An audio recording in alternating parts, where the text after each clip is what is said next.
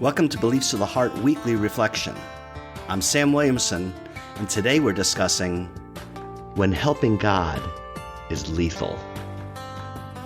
I have an atheist friend who hates the Bible because of the Old Testament, the violent wars, people struck dead, and the idea of a fearful God. He doesn't understand those stories from a Christian perspective, but if he did, he'd probably hate the Bible even more. Like the time Uzzah gives God a helping hand, and God kills him for it. The Ark of the Covenant had been the center of Israel's worship since the Exodus. But after a few hundred years, it was lost to the Philistines in a war. For 7 months, the Philistines experienced plagues and panic, so they sent the Ark back to Israel, where it languished in a backwater village not far inland from the border.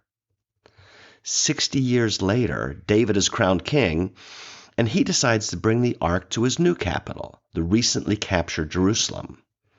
He arranges an elaborate celebration, displays the Ark on a cart to be seen by all, and orchestrates a parade of thousands to escort the Ark to its new home.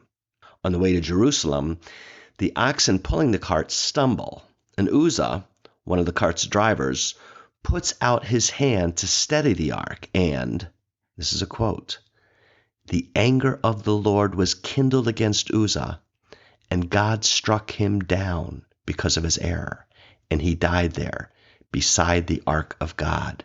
2 Samuel 6:7. Uzzah tried to help God, and he is annihilated.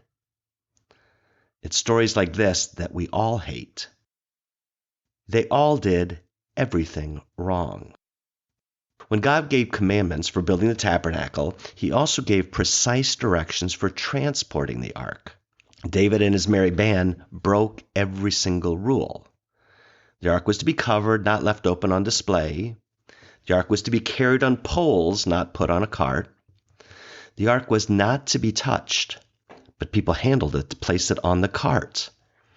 The entire transportation was to be managed by Levites, which Uzzah wasn't.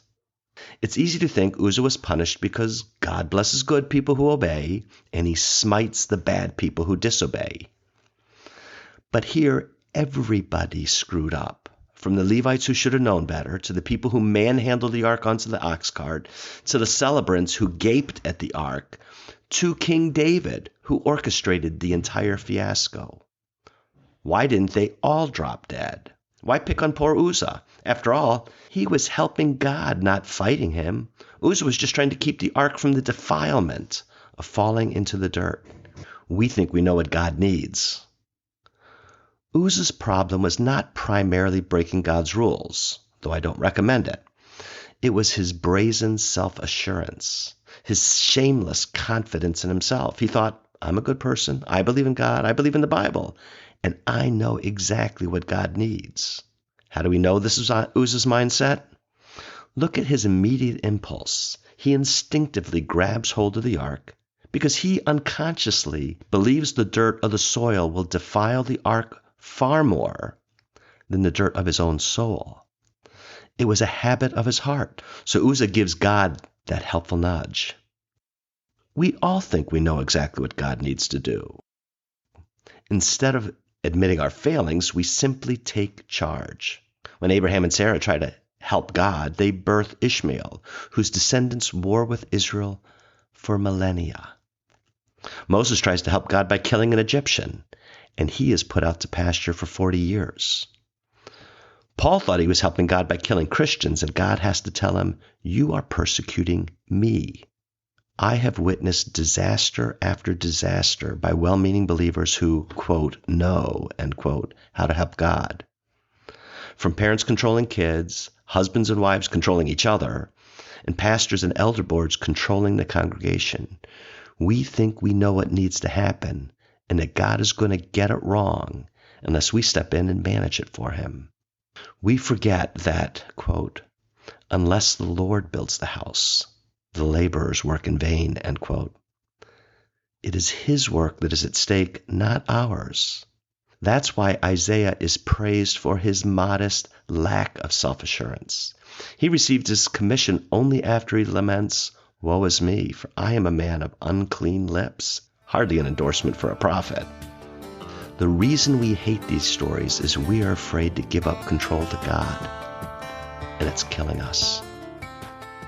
This article was triggered by two events that took place this past spring that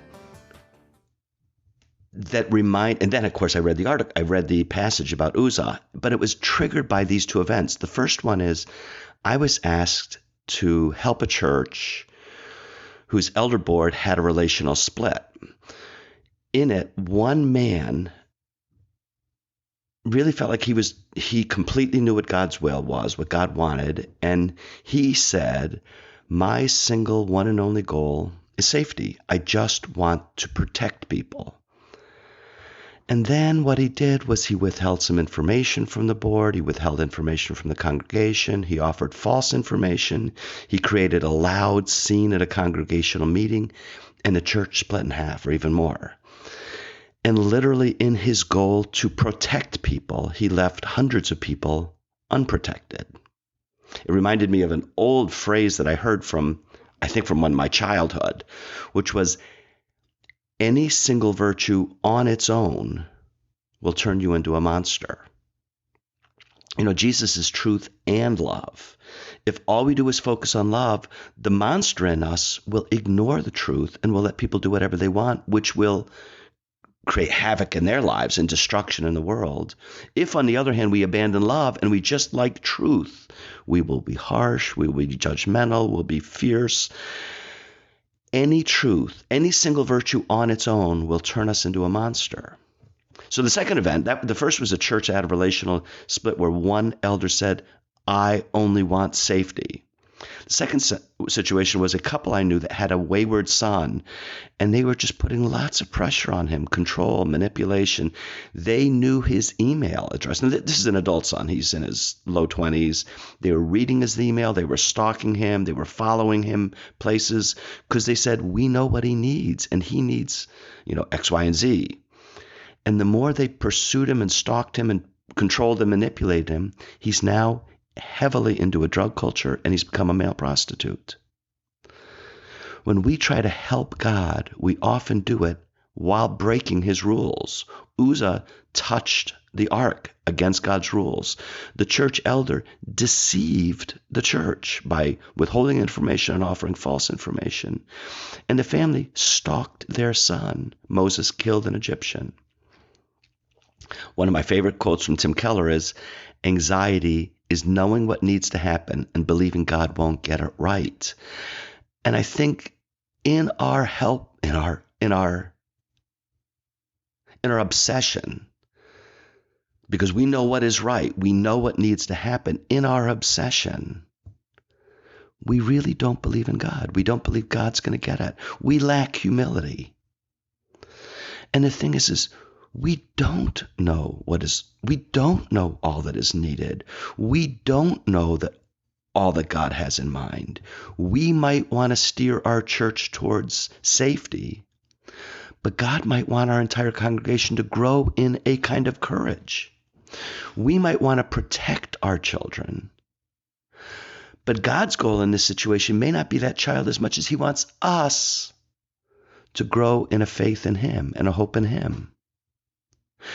The work of God is always bigger than we imagine. Right now, I'm helping a non-religious, nonprofit organization. Just a messy, litigious nightmare. And both parties seem totally unwilling to hear the other side. And I've been thinking maybe God is up to more than just fixing this one legal issue. Maybe he's up to more than just compromise. Maybe he wants to change the hearts of both parties to bring them closer to him. And just this morning, I felt like God say, Sam, maybe it's your heart that I want to change. See, I thought I was thinking of a bigger picture when I thought I'm just going to do more than just fix the situation. I want people's hearts to change. And I feel like God said, Sam, the picture's even bigger than that. I want your heart to change, to realize you can't do it on your own. It reminds me of this picture I have of my 2-year-old son helping me fix a car. This is years ago, back in the 80s. And He's sitting under, I had a pickup truck. He's sitting under my pickup truck with me, handing me wrenches. Now, he's a 2-year-old. He's handing me the wrong wrenches. He's handing it me at the wrong time. He's handing me one when I don't need it. He's not handing me one when I do need it. I didn't need him to help me, but I loved having him there. I really loved having him help me. And my question is, can we look to God and say, God just delights in having us there? He doesn't need us because he knows the entire big picture far more than we ever will. He's just asking us to be with him and to obey him, knowing that he does know the bigger picture. The last few weeks I've been meditating on a couple of verses from Psalm 33. And the verses go, this is a paraphrase, a king is not saved by his great army. A warrior is not saved by his great might. A war horse is a vain hope for victory, because by its great might it cannot save. And I'm thinking, this, it's not that God doesn't want King David to have an army or have soldiers or have horses. So he has to have an army. God's calling him to have an army, warriors and soldiers, horses. But God doesn't want David to trust in them. God wants David to trust in him. And this is the tough situation. It's easy for us if God just says, do nothing and watch me act. Or God says, here's some things, go do those. In either of those situations, we either do nothing and trust God, or we do our things and we trust in ourselves. God is saying there's something different. I'm going to give you things to do, but I don't want you to trust in the things that you do. Because helping God on our own is lethal. Can we live a life of trust in him, but not in our helping hands? Can we live a life of humble hope? A life that said God doesn't need us, and yet he loves to have us serve him in companionship, in intimacy, in friendship. Can we live a life saying God wants to be with us, but we're not going to trust in ourselves? Thanks for listening. Please join us by following this podcast or liking it.